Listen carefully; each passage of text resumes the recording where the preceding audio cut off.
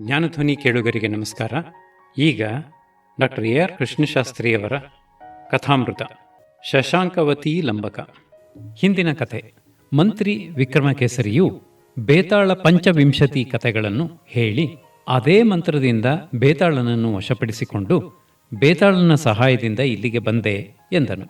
ಮೃಗಾಂಕದತ್ತನು 6 ಮಂತ್ರಿಗಳೊಡನೆ ಪ್ರಯಾಣವನ್ನು ಮುಂದುವರಿಸಿದನು. ಹಸಿದಿದ್ದ ಮಂತ್ರಿಗಳು ಫಲಭರಿತವಾದ ಮಾವಿನ ಮರವನ್ನು ನೋಡಿದೊಡನೆಯೇ ಅದನ್ನು ಏರಿ ಹಣ್ಣು ತಿಂದರು.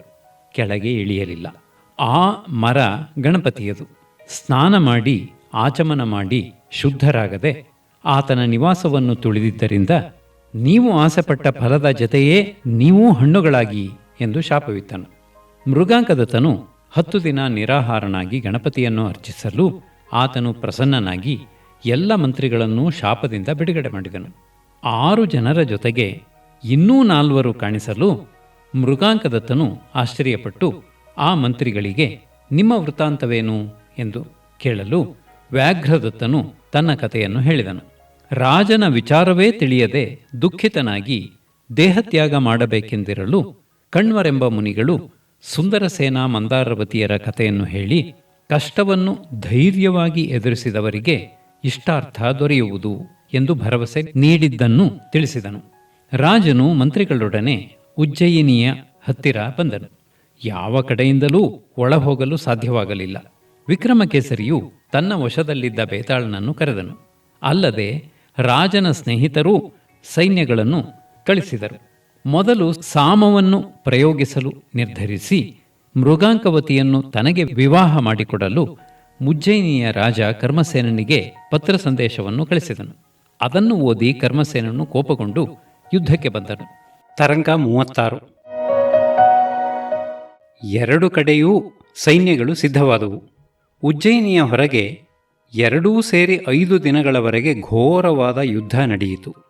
5ನೆಯ ದಿನ ಸಂಜೆ ಶ್ರುತಧಿಯು ಮೃಗಾಂಕದತ್ತನನ್ನು ರಹಸ್ಯದಲ್ಲಿ ಕಂಡು, ನೀವು ಯುದ್ಧದಲ್ಲಿ ತೊಡಗಿರಲು ನಾನು ಭಿಕ್ಷುಕ ವೇಷದಲ್ಲಿ ಉಜ್ಜಯಿನಿಯ ಒಳಕ್ಕೆ ಹೋದೆ. ವಿದ್ಯಾಪ್ರಭಾವದಿಂದ ಅದೃಶ್ಯನಾಗಿದ್ದರಿಂದ ಯಾರಿಗೂ ಕಾಣುತ್ತಲೂ ಇರಲಿಲ್ಲ. ಅಲ್ಲಿ ನಾನು ಕಂಡದ್ದನ್ನು ಹೇಳುತ್ತೇನೆ ಕೇಳು.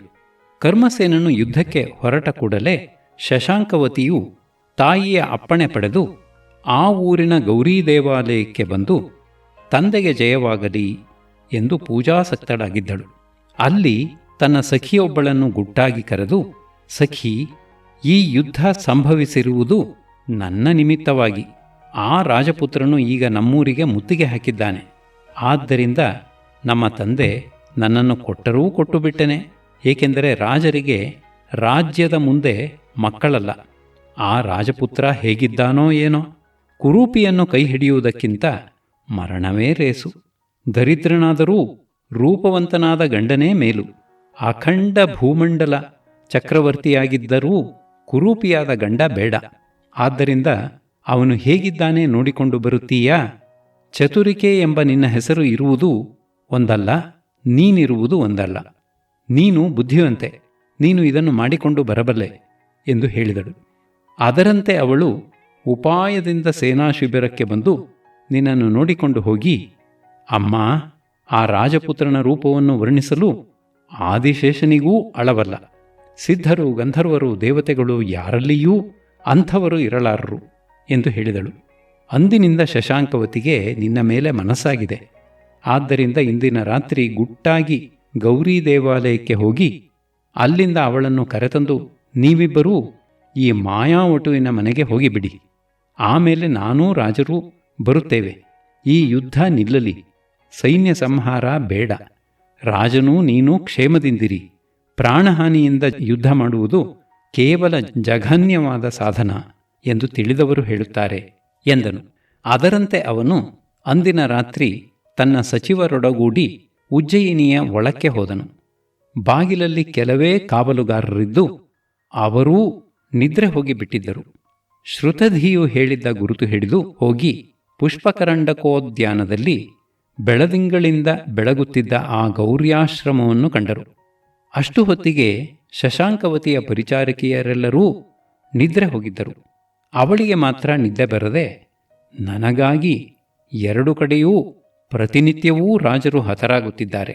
ಆ ರಾಜಪುತ್ರನೇ ನನ್ನ ಗಂಡನಾಗುತ್ತಾನೆಂದು ಗೌರೀದೇವಿಯು ಕನಸಿನಲ್ಲಿ ಬಂದು ಹೇಳಿದ್ದಾಳೆ. ನನಗೂ ಅವನ ಮೇಲೇ ಮನಸ್ಸಾಗಿದೆ. ಆದರೆ ಪೂರ್ವ ವೈರದಿಂದಲೂ ದರ್ಪದ ಬರವಣಿಗೆಯಿಂದಲೂ ನನ್ನ ತಂದೆ ಈ ನಿರ್ಭಾಗ್ಯಗಳನ್ನು ಅವನಿಗೆ ಕೊಡುವುದಿಲ್ಲ. ವಿಧಿಯು ವಿರುದ್ಧವಾದರೆ ಸ್ವಪ್ನ ನಿಜವಾಗುವುದು ಎಂಬ ನಂಬಿಕೆಯೇನು? ಪ್ರಿಯಪ್ರಾಪ್ತಿಗೆ ಮಾರ್ಗವೇ ಕಾಣುವುದಿಲ್ಲ.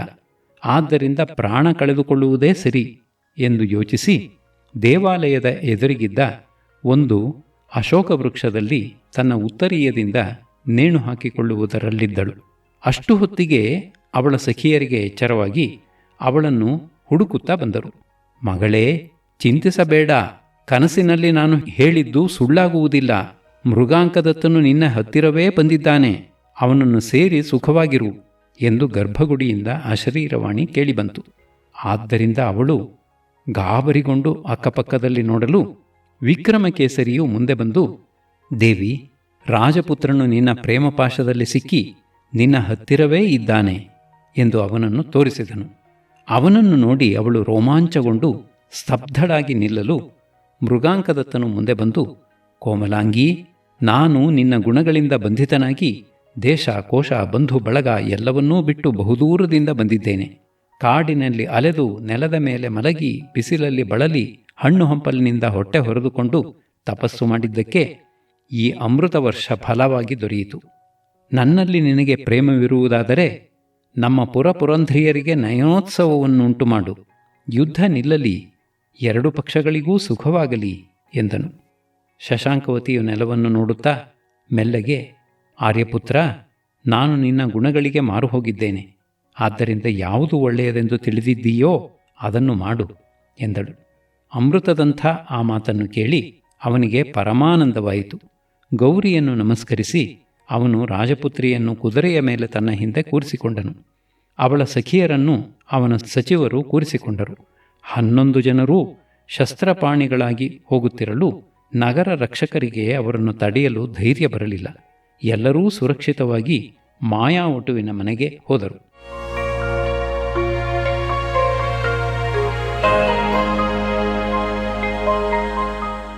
ಅತ್ತ ಉಜ್ಜಯಿನಿಯಲ್ಲಿ ರಾಜಪುತ್ರಿಯನ್ನು ಎತ್ತಿಕೊಂಡು ಹೋದರೆಂಬ ವರ್ತಮಾನ ಹರಡಿತು.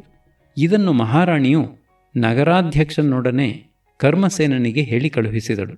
ಅಂದಿನ ಸಂಜೆ ಮೃಗಾಂಕದತ್ತನೂ ಅವನ ಸ್ನೇಹಿತರೂ ವೇಷಧಾರಿಗಳಾಗಿ ಉಜ್ಜಯಿನಿಗೆ ಹೋದರೆಂದು ಈ ಮೊದಲೇ ಗೂಢಚಾರರು ಕರ್ಮಸೇನನಿಗೆ ವರ್ತಮಾನ ಕೊಡಲು ಅವನು 500 ಸವಾರರನ್ನು ಕರೆದು, ಆ ಪಾಪಿಯನ್ನು ಹಿಡಿದು ತನ್ನಿ, ಇಲ್ಲವೇ ಕೊಂದು ಬಿಡಿ, ಸೇನೆಯನ್ನು ವ್ಯವಸ್ಥೆಗೊಳಿಸಿ ನಾನೂ ನಿಮ್ಮ ಹಿಂದೆಯೇ ಬಂದು ಬಿಟ್ಟೆ ಎಂದು ಅವರನ್ನು ಕಳುಹಿಸಿದನು.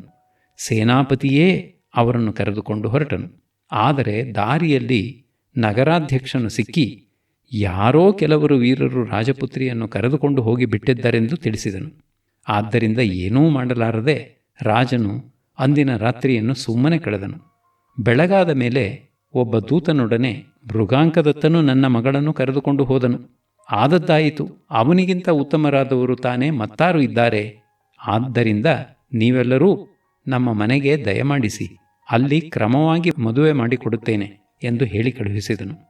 ಅದನ್ನು ಮೃಗಾಂಕದತ್ತನ ಕಡೆಯ ರಾಜರೆಲ್ಲರೂ ಕೇಳಿ ಕರ್ಮಸೇನನ ಮಾತನ್ನು ನಂಬಿ ಮಾಯಾವಟುವಿನ ಮನೆಗೆ ಬಂದು ಮೃಗಾಂಕದತ್ತನಿಗೆ ಈ ವಿಚಾರವನ್ನು ತಿಳಿಸಿದರು.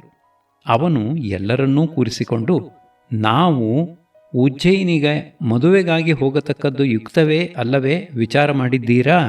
ಆ ರಾಜ ದುಷ್ಟ, ಅವನ ಮನೆಗೆ ಹೋದರೆ ಒಳ್ಳೆಯದಾಗುತ್ತದೆಂಬ ನಂಬಿಕೆ ಏನು? ಅವನ ಮಗಳು ದೊರೆತ ಮೇಲೆ ನಮಗೆ ಅಲ್ಲಿ ಏನೂ ಕೆಲಸವಿಲ್ಲ ಎಂದನು. ಶ್ರುತಧಿಯು ಹೋಗಬೇಕೆಂಬುದೇ ನನ್ನ ಅಭಿಪ್ರಾಯ. ಅವನು ಮೆತ್ತಗಾಗಿ ಹೀಗೆಂದು ಹೇಳಿ ಕಳುಹಿಸಿದ್ದಾನೆ. ಇಲ್ಲದಿದ್ದರೆ ಮಗಳು ಕೈಬಿಟ್ಟು ಹೋಗಿರುವಾಗ ಯುದ್ಧವನ್ನು ಬಿಟ್ಟು ಮನೆಗೇಕೆ ಹಿಂದಿರುಗಿ ಹೋಗುತ್ತಿದ್ದ? ಸೈನ್ಯದೊಡನೆ ನೀನು ಅವನ ಮನೆಗೆ ಹೋದರೆ ಅವರು ನಿನಗೆ ಮಾಡುವುದು ತಾನೇ ಏನು? ನೀನು ಹೋದರೆ ಅವನೊಡನೆ ಪ್ರೀತಿ ಸ್ನೇಹಗಳು ಉಂಟಾಗುವು. ಮುಂದೆ ಅವನಿಂದ ಸಹಾಯವಾದೀತು. ಅಕ್ರಮವಾದ ಮದುವೆಯೂ ಅವನಿಗೆ ಒಪ್ಪಿಗೆ ಇಲ್ಲ. ಅದಕ್ಕೋಸ್ಕರ ಹೀಗೆ ಹೇಳಿದ್ದಾನೆ. ಆದ್ದರಿಂದ ಅಲ್ಲಿಗೆ ಹೋಗುವುದೇ ಯುಕ್ತ ಎಂದನು. ಎಲ್ಲರೂ ಒಪ್ಪಿದರು. ತಂದೆ ತಾಯಿಗಳಿಲ್ಲದೆ ಅವರ ಅಭಿಪ್ರಾಯ ತಿಳಿಯದೆ ಅವನು ಮದುವೆ ಮಾಡಿಕೊಳ್ಳಲು ಇಷ್ಟಪಡಲಿಲ್ಲ. ಆದ್ದರಿಂದ ಅವರನ್ನು ಕರೆತರಲು ಅವನು ಭೀಮ ಪರಾಕ್ರಮನನ್ನು ಅಯೋಧ್ಯೆಗೆ ಕೊಟ್ಟು ಕಳುಹಿಸಿದನು. ಅಷ್ಟು ಹೊತ್ತಿಗೆ ತನ್ನ ಮಂತ್ರಿಯು ಅನ್ಯಾಯವಾಗಿ ಮೃಗಾಂಕದತ್ತನ ಮೇಲೆ ದೂರು ಹೊರಿಸಿ ಅವನನ್ನು ಊರು ಬಿಟ್ಟು ಹೊರಡಿಸಿದ್ದನೆಂದು ಅಮರದತ್ತನಿಗೆ ತಿಳಿದು ಬಂತು. ಆದ್ದರಿಂದ ಅವನು ಕೋಪಗೊಂಡು ಆ ಮಂತ್ರಿಯನ್ನೂ ಅವನ ವಂಶದವರನ್ನೂ ಕೊಲ್ಲಿಸಿ ಪುತ್ರವಿರಹದಿಂದ ಕೊರಗುತ್ತಾ ತಾನೂ ಊರು ಬಿಟ್ಟು ನಂದಿಗ್ರಾಮದ ಒಂದು ವಿಷ್ಣು ದೇವಾಲಯದಲ್ಲಿ ವಾಸಿಸುತ್ತಿದ್ದನು. ಭೀಮಸೇನನು ಅಲ್ಲಿಯೇ ಅವನನ್ನು ಕಂಡು ಮೃಗಾಂಕದತ್ತನ ವೃತ್ತಾಂತವನ್ನೆಲ್ಲ ತಿಳಿಸಿದನು. ಅಮರದತ್ತನು ಹರ್ಷಗೊಂಡು ಹೆಂಡತಿಯನ್ನೂ ಮಂತ್ರಿಗಳನ್ನೂ ಕರೆದುಕೊಂಡು ಆನೆಯ ಮೇಲೆ ಪ್ರಯಾಣ ಬೆಳೆಸಿ ಕಾಂಚನಪುರಕ್ಕೆ ಬಂದನು. ಇದ್ದ ಒಬ್ಬನೇ ಮಗನನ್ನು ಬಹುದಿವಸದ ಮೇಲೆ ಮತ್ತೆ ಕಂಡು ಆನಂದದಲ್ಲಿ ಮುಳುಗಿದನು. ತಾಯಿಯಂತೂ ಅವನನ್ನು ಬಿಡಲೇ ಆರಳು. ಅಷ್ಟು ಹೊತ್ತಿಗೆ ಕರ್ಮಸೇನನು ಅಲ್ಲಿಗೆ ಮತ್ತೊಬ್ಬ ದೂತನನ್ನು ಕಳುಹಿಸಿ, ನೀನು ಉಜ್ಜಯಿನಿಗೆ ಬರೆದಿದ್ದರೆ ನಾನು ನನ್ನ ಮಗ ಸುಷೇಣನನ್ನು ಅಲ್ಲಿಗೇ ಕಳುಹಿಸಿಕೊಡುತ್ತೇನೆ. ಅವನು ತನ್ನ ತಂಗಿಯನ್ನು ನಿನಗೆ ಯಥಾವಿಧಿಯಾಗಿ ಮದುವೆ ಮಾಡಿಕೊಡುತ್ತಾನೆ ಎಂದು ತಿಳಿಸಿದನು. ಅಮರದತ್ತನು ಅದಕ್ಕೆ ಒಪ್ಪಿ, ಅಯೋಧ್ಯೆಯಲ್ಲಿಯೇ ಮದುವೆ ನಡೆಸೋಣ, ಸುಷೇಣನು ಅಲ್ಲಿಗೇ ಬರಲಿ, ನಾವು ನಮ್ಮ ಮನೆಯಲ್ಲಿ ಅವನನ್ನೂ ಇವರೆಲ್ಲರನ್ನೂ ಆದರಿಸುವಂತಾಗುತ್ತದೆ, ನಾವು ಮುಂದೆ ಹೋಗಿ ಏರ್ಪಾಡು ಮಾಡೋಣ ಎಂದನು.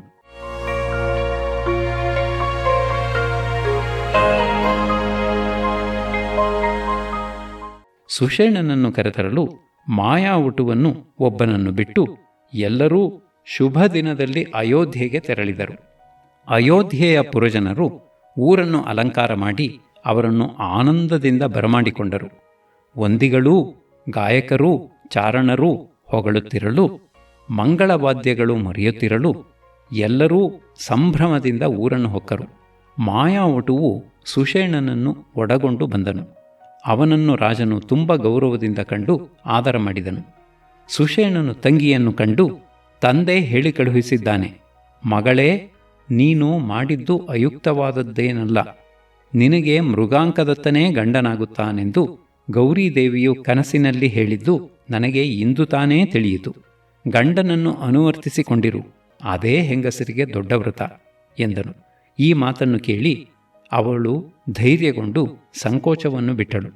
ಲಗ್ನ ದಿನವೂ ಬರಲು ಸುಷೇಣನು ತಾನು ತಂದ ಹೊನ್ನಿನ ಗಟ್ಟಿಗಳನ್ನೂ ರತ್ನಾಭರಣಗಳನ್ನೂ ಆನೆ ಕುದುರೆಗಳನ್ನೂ ಕೊಟ್ಟು ತಂಗಿಯನ್ನು ವಿಜೃಂಭಣೆಯಿಂದ ಧಾರೆ ಎರೆದನು. ವಿಷ್ಣುವು ಲಕ್ಷ್ಮಿಯನ್ನು ಕೈ ಹಿಡಿದಂತೆ ಮೃಗಾಂಕದತ್ತನು ಶಶಾಂಕವತಿಯ ಕೈ ಹಿಡಿದು ಸುಖಿಯಾದನು.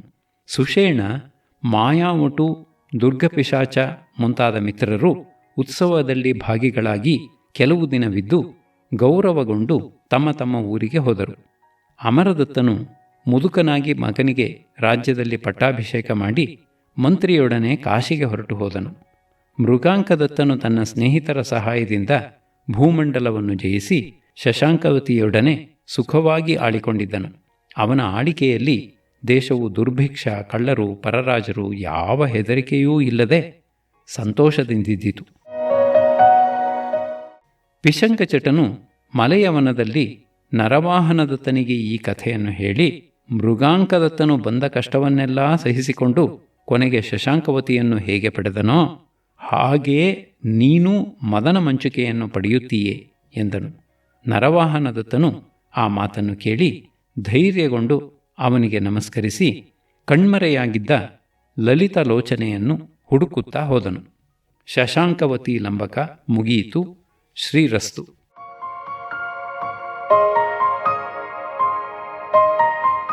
ಹದಿಮೂರು. ಮದಿರಾವತಿ ಲಂಬಕ. ಸವೋ ವಿಘ್ನೇಶ್ವರ ಪಾಯಾತ್ ನಮಿತೋನ್ನಮಿತೇವ ಯಂ ಅನುನೃತ್ಯತಿ ನೃತ್ಯಂತಂ ಸಂಧ್ಯಾಸು ಭುವನಾವಳೀ ಗೌರೀ ಪ್ರಸಾಧನಾ ಲಗ್ನ ಚರಣಾಲತ್ತಕಶ್ರಿಯಃ ಸಖೀ ಸುಖಾಯ ಭೂಯಾದ್ವಃ ಶಂಭೋರ್ಭಾಲೇಕ್ಷಣಪ್ರಭಾ ಕವೀಂದ್ರಮಾನಸಾಂಭೋಜ ನಿವಾಸಭ್ರಮರೀಂ ನುಮಃ ದೇವೀಂ ಸಹೃದಯಾನಂದ ಶಬ್ದಮೂರ್ತಿಂ ಸರಸ್ವತೀಂ. ತರಂಗ 1. ನರವಾಹನದತ್ತನು ಮಲೆಯ ಪರ್ವತದ ತಪ್ಪಲಲ್ಲಿ ಸುತ್ತುತ್ತಾ ಒಂದು ಸರೋವರದ ಹತ್ತಿರಕ್ಕೆ ಬಂದನು. ಅದರ ತೀರದಲ್ಲಿದ್ದ ಒಂದು ಮರದ ಕೆಳಗೆ ಇಬ್ಬರು ಭವ್ಯಾಕಾರವುಳ್ಳ ಬ್ರಾಹ್ಮಣ ಕುಮಾರರು ಮಾತನಾಡುತ್ತಾ ಕುಳಿತಿದ್ದದ್ದನ್ನು ಕಂಡು ಅವರ ಹತ್ತಿರಕ್ಕೆ ಹೋದನು. ಅವರು ಅವನನ್ನು ಮನ್ಮಥನೆಂದುಕೊಂಡು, ಕುಸುಮಾಯುಧನಿಗೆ ನಮಸ್ಕಾರ, ಇದೇನು ನಿನ್ನ ಹೂವಿನ ಬಿಲ್ಲಿಲ್ಲದೆ ಹೊರಟು ಬಿಟ್ಟಿದ್ದೀಯೇ? ನಿನ್ನ ಸಹಚರಿಯಾದ ರತಿಯಲ್ಲಿ ಎಂದು ಕೇಳಿದರು. ಅವನು, ನಾನು ಕಾಮನಲ್ಲ, ಮನುಷ್ಯ. ನನ್ನ ರತಿ ಎಲ್ಲೋ ಹೋಗಿಬಿಟ್ಟಳು ಎಂದು ತನ್ನ ವೃತ್ತಾಂತವನ್ನು ತಿಳಿಸಿ, ನೀವು ಯಾರು? ನಿಮ್ಮ ವೃತ್ತಾಂತವೇನು ಎಂದು ಕೇಳಿದನು.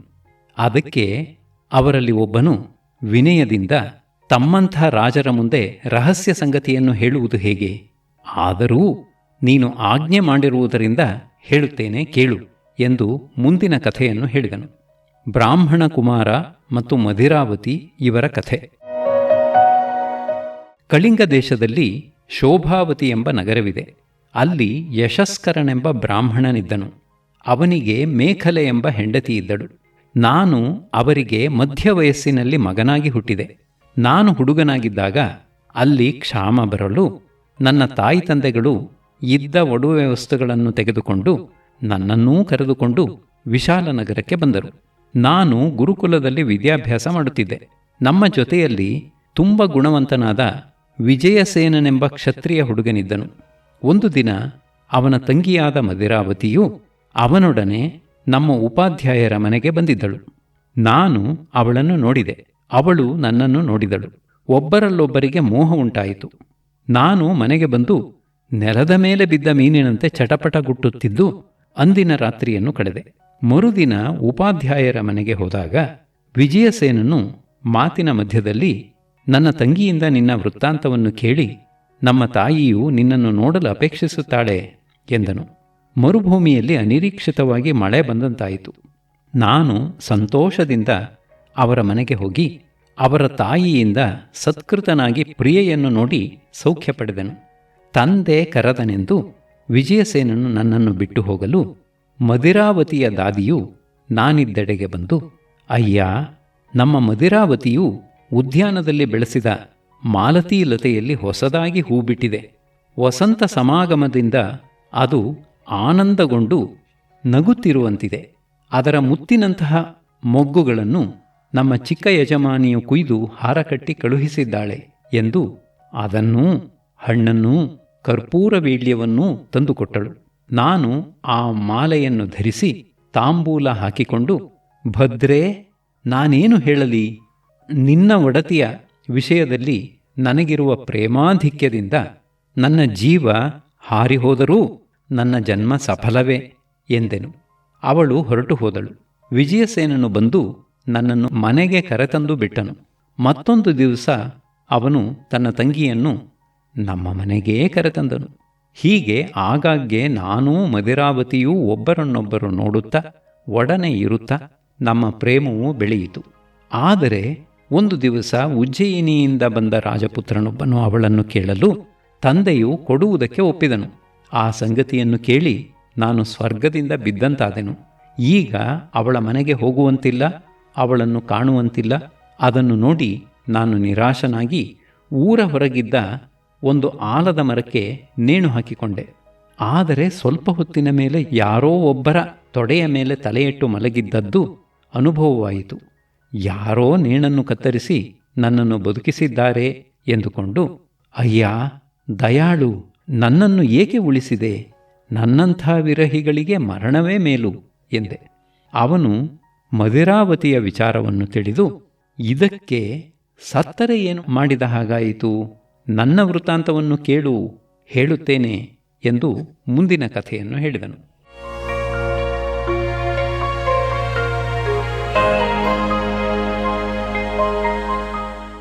ನನ್ನದು ನಿಷಧ ದೇಶ.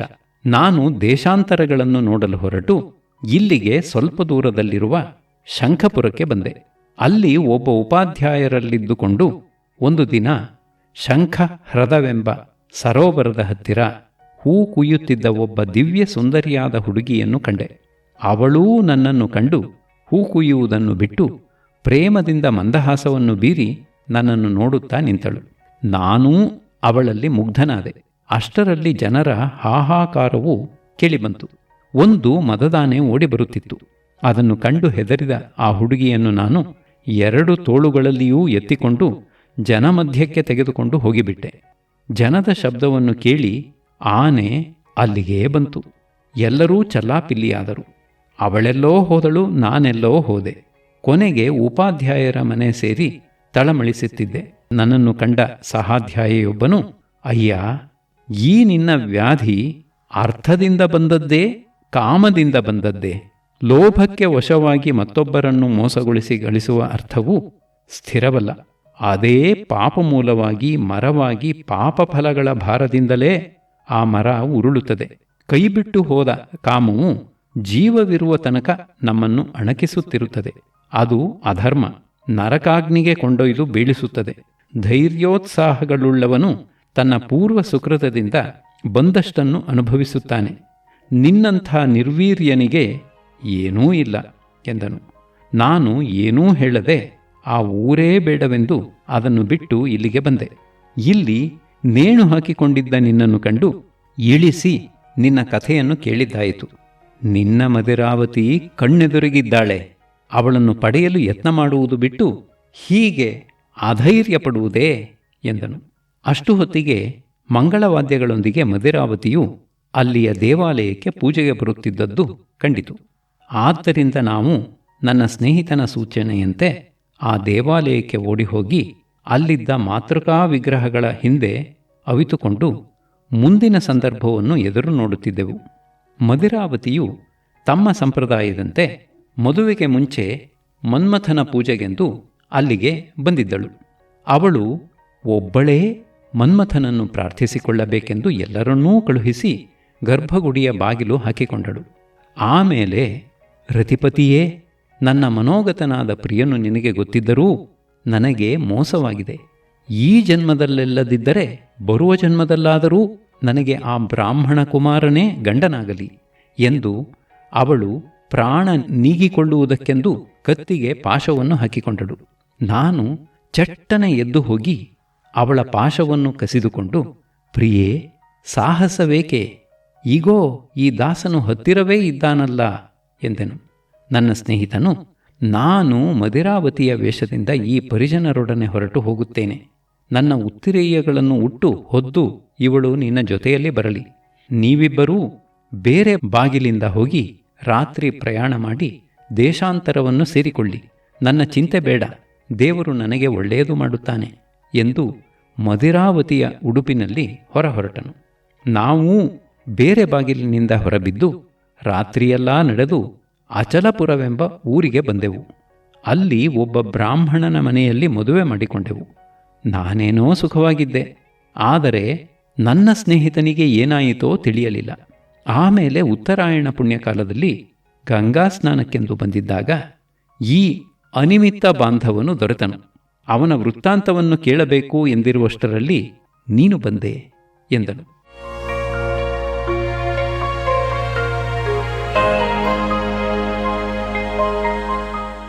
ನರವಾಹನದತ್ತನು ಇನ್ನೊಬ್ಬನನ್ನು ಕುರಿತು, ಅಯ್ಯ, ನಿನ್ನ ವೃತ್ತಾಂತವೇನೋ? ನೀನು ವಿಪತ್ತಿನಿಂದ ಪಾರಾಗಿ ಬಂದದ್ದು ಹೇಗೆ? ನಿನ್ನಂಥ ಸ್ನೇಹಿತರು ದುರ್ಲಭ ಎಂದು ಹೇಳಿದನು. ಆಗ ಅವನು ತನ್ನ ವೃತ್ತಾಂತವನ್ನು ಹೀಗೆಂದು ಹೇಳಿದನು. ಎರಡನೆಯ ಬ್ರಾಹ್ಮಣ ಕುಮಾರನ ವೃತ್ತಾಂತ. ನಾನು ಅಂದಿನ ರಾತ್ರಿ ಮದಿರಾವತಿಯ ವೇಷದಲ್ಲಿ ಶಿಬಿಕೆಯನ್ನೇರಿ ಪರಿವಾರದೊಡನೆ ಸೋಮದತ್ತನ ಮನೆಗೆ ಹೋದೆ. ಮದುವೆಗೆ ಎಲ್ಲವೂ ಸಿದ್ಧವಾಗಿ ಬ್ರಾಹ್ಮಣರು ಲಗ್ನವನ್ನು ನಿರೀಕ್ಷಿಸುತ್ತಿದ್ದರು. ನನ್ನನ್ನು ಮುಖಪರದೆ ಹಾಕಿ ಒಂದು ಕೋಣೆಯಲ್ಲಿ ಕೂರಿಸಿದ್ದರು. ಸುತ್ತಲೂ ಹೆಂಗಸರು ತುಂಬಿದ್ದರು.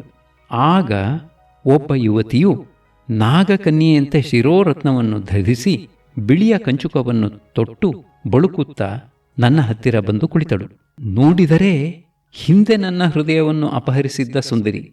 ಇದೇನು ಕಾಕತಾಲೀಯ, ಇದೇನು ಸ್ವಪ್ನವೋ ಸತ್ಯವೋ ಎಂದು ಯೋಚಿಸುತ್ತಿದ್ದೆ. ಅವಳು ಮದಿರಾವತಿಯ ಆಪ್ತಸಖಿಯಂತೆ. ಆದ್ದರಿಂದ ಅವಳನ್ನು ಗಂಡನ ಮನೆಗೆ ಹೋಗುವುದಕ್ಕೆ ಮುಂಚೆ ನೋಡಿಕೊಂಡು ಹೋಗುವುದಕ್ಕೆಂದು ಬಂದಿದ್ದಳು. ಅವಳು ನಾನು ನನ್ನ ಸಖಿಯೊಡನೆ ಒಂದು ಕ್ಷಣ ಗೋಪ್ಯವಾಗಿ ಮಾತನಾಡಬೇಕು ಎಂದು ಎಲ್ಲರನ್ನೂ ಹೊರಕ್ಕೆ ಕಳುಹಿಸಿ ಬಾಗಿಲಿಗೆ ಅಗುಳಿ ಹಾಕಿ ನನ್ನನ್ನು ಕುರಿತು, ಸಖಿ ಮದಿರಾವತಿ, ನಿನ್ನ ಪ್ರಿಯನು ಒಬ್ಬನಾಗಿರಲು ಮತ್ತೊಬ್ಬನಿಗೆ ನಿಮ್ಮ ತಂದೆಯು ನಿನ್ನನ್ನು ಕೊಟ್ಟದ್ದು ತುಂಬ ದುಃಖದ ವಿಷಯ. ಆದರೂ ನಿನ್ನ ಪ್ರಿಯನನ್ನು ನೀನು ಕಾಣುವ ಸಂಭವವುಂಟು. ನನ್ನ ದುಃಖವನ್ನು ಹೇಳಿಕೊಳ್ಳುತ್ತೇನೆ ಕೇಳು. ನಾನು ಶಂಖಹೃದದಲ್ಲಿ ಸ್ನಾನಕ್ಕೆಂದು ಹೋಗಿದ್ದಾಗ ಅಲ್ಲಿ ಆಕಾಶ ಬಿಟ್ಟು ಬಂದ ಚಂದ್ರನಂತಿದ್ದ ಒಬ್ಬ ಬ್ರಾಹ್ಮಣ ಯುವಕನನ್ನು ಕಂಡೆ. ಅಷ್ಟು ಹೊತ್ತಿಗೆ ಒಂದು ಮತದಾನೆಯು ಬರಲು ಅವನು ನನ್ನನ್ನು ಎತ್ತಿಕೊಂಡು ಹೋಗಿ ಜನರಿದ್ದ ಕಡೆಯಲ್ಲಿ ತಂದು ಬಿಟ್ಟ. ಅವನ ಹೆಸರು ಕುಲ ಏನೂ ಗೊತ್ತಿಲ್ಲ. ಅವನು ಎಲ್ಲಿ ಹೋದನೋ ಅದು ತಿಳಿಯದು. ನಿನ್ನನ್ನು ನೋಡಿಕೊಂಡು ಅದನ್ನು ಸ್ವಲ್ಪ ಮರೆಯುತ್ತಿದ್ದೆ. ಈಗ ನೀನೂ ಹೊರಟು ಹೋಗುತ್ತಿದ್ದೀಯೇ, ಇನ್ನೇನು ನಾನು ಸಾಯುವುದೇ ಸರಿ ಎಂದು ಕಣ್ಣೀರಿಡುತ್ತಾ ನನ್ನ ಕಿವಿಯಲ್ಲಿ ಅಮೃತವನ್ನು ಸುರಿಸಿದಳು. ಆಮೇಲೆ ಪರದೆ ಎತ್ತಿ ನನ್ನ ಮುಖ ನೋಡಲು ಅವಳ ಸಂತೋಷವನ್ನು ಕೇಳಬೇಕೇ? ನಾನು, ಪ್ರಿಯೇ, ನಿನಗೋಸ್ಕರ ನಾನೂ ಬೇಕಾದಷ್ಟು ಕಷ್ಟಪಟ್ಟೆ. ಅದನ್ನು ನಿಧಾನವಾಗಿದ್ದಾಗ ಹೇಳುತ್ತೇನೆ. ಇದು ಕಾಲವಲ್ಲ. ಈಗ ಇಲ್ಲಿಂದ ತಪ್ಪಿಸಿಕೊಂಡು ಹೋಗುವುದು ಹೇಗೆ ಯೋಚಿಸೋಣ ಎಂದೆ. ಅವಳು, ಈ ಬಾಗಿಲನ್ನು ಬಿಟ್ಟು ಹಿಂದಿನ ಬಾಗಿಲನ್ನು ತೆಗೆದುಕೊಂಡು ಹೋಗೋಣ. ಅಲ್ಲಿ ನಮ್ಮ ತಂದೆಯ ಮನೆಗೆ ಸೇರಿದ ಉದ್ಯಾನವಿದೆ. ಅಲ್ಲಿಂದ ಎಲ್ಲಿಗಾದರೂ ಹೋಗೋಣ ಎಂದಳು. ಅದರಂತೆ ಅವಳ ಆಭರಣಗಳನ್ನು ಗಂಟು ಕಟ್ಟಿಕೊಂಡು ರಾತ್ರಿಯೋ ರಾತ್ರಿ ಪ್ರಯಾಣ ಮಾಡಿ ಬೆಳಗಾಗುವ ಹೊತ್ತಿಗೆ ಒಂದು ದೊಡ್ಡ ಅಡವಿಗೆ ಬಂದೆವು. ಮಧ್ಯಾಹ್ನ ಸಮಯದಲ್ಲಿ ಮೈಯೆಲ್ಲಾ ಗಾಯವಾದ ಒಂದು ಕೋಣ ಓಡಿ ಬಂತು. ಅದನ್ನು ಒಬ್ಬ ಕುದುರೆ ಸವಾರನು ಅಟ್ಟಿಸಿಕೊಂಡು ಬಂದು ಈಟಿಯಿಂದ ಹೊಡೆದು ಬೀಳಿಸಿದನು. ಅವನು ನಮ್ಮನ್ನು ಕಂಡು ಪ್ರೀತಿಯಿಂದ ನಾವು ಯಾರು ಎಂದು ಕೇಳಲು, ನಾವು ಗಂಡ ಹೆಂಡಿರು, ಪ್ರಯಾಣ ಮಾಡುತ್ತಾ ದಾರಿಯಲ್ಲಿ ಕಳ್ಳರ ಕೈಗೆ ಸಿಕ್ಕಿ ಚದುರಿದೆವು. ನಿನ್ನನ್ನು ಕಂಡು ಧೈರ್ಯವಾಯಿತು ಎಂದೆನು. ಅವನು, ನಾನು ಬೇಡರ ರಾಜ, ಬೇಟೆಗೆ ಬಂದಿದ್ದೆ. ನಮ್ಮ ಮನೆ ಇಲ್ಲಿಗೆ ಹತ್ತಿರ. ನೀವು ನನ್ನ ಅತಿಥಿಗಳಾಗಿ ಬಂದು ಅಲ್ಲಿ ಇರಿ ಎಂದು ನಂಟನಂತೆ ನಮ್ಮನ್ನು ಉಪಚರಿಸಿದನು. ಕುದೇಶದಲ್ಲಿಯೂ ಒಂದೊಂದು ಸಾರಿ ಒಬ್ಬೊಬ್ಬ ಮಹಾನುಭಾವರು ದೊರೆಯುತ್ತಾರೆ. ಆಮೇಲೆ ನನ್ನ ಪ್ರಿಯೆ ಆಯಾಸಗೊಂಡಿದ್ದರಿಂದ ಅವಳನ್ನು ಕುದುರೆಯ ಮೇಲೆ ಕೂರಿಸಿ ನಾವಿಬ್ಬರೂ ನಡೆದುಕೊಂಡು ಹೋದೆವು. ಆ ಅಡವಿಯನ್ನು ದಾಟಿ ಒಂದು ಅಗ್ರಹಾರಕ್ಕೆ ಹೋದ ಮೇಲೆ ಅವಳನ್ನು ಮದುವೆಯಾದೆ. ಈಗ ಗಂಗಾ ಸ್ನಾನಕ್ಕೆಂದು ಇಲ್ಲಿಗೆ ಬಂದೆ. ಇಲ್ಲಿ ನನ್ನ ಸ್ನೇಹಿತನು ಸಿಕ್ಕಿದನು. ಸ್ವಾಮಿಯ ಸಂದರ್ಶನವೂ ಆಯಿತು. ಇದೇ ನನ್ನ ವೃತ್ತಾಂತ ಎಂದನು. ನರವಾಹನದತ್ತನು ಈ ಕಥೆಯನ್ನು ಕೇಳಿ ಅವರನ್ನು ಅಭಿನಂದಿಸುತ್ತಿರುವಾಗ ಅವನನ್ನು ಹುಡುಕಿಕೊಂಡು ತಿರುಗುತ್ತಿದ್ದ ಗೋಮುಖ ಮುಂತಾದ ಅವನ ಮಂತ್ರಿಗಳು ಬಂದು ಸೇರಿದರು. ಅವರೊಡನೆಯೂ ಲಲಿತಲೋಚನೆಯೊಡನೆಯೂ ಆ ಬ್ರಾಹ್ಮಣ ಯುವಕರೊಡನೆಯೂ ಅವನು ಪ್ರಯಾಣ ಮಾಡಿ ಕೌಶಾಂಬಿಯನ್ನು ತಲುಪಿದನು. ಮದಿರಾವತಿ ಲಂಬಕ ಮುಗಿಯಿತು. ಶ್ರೀರಸ್ತು.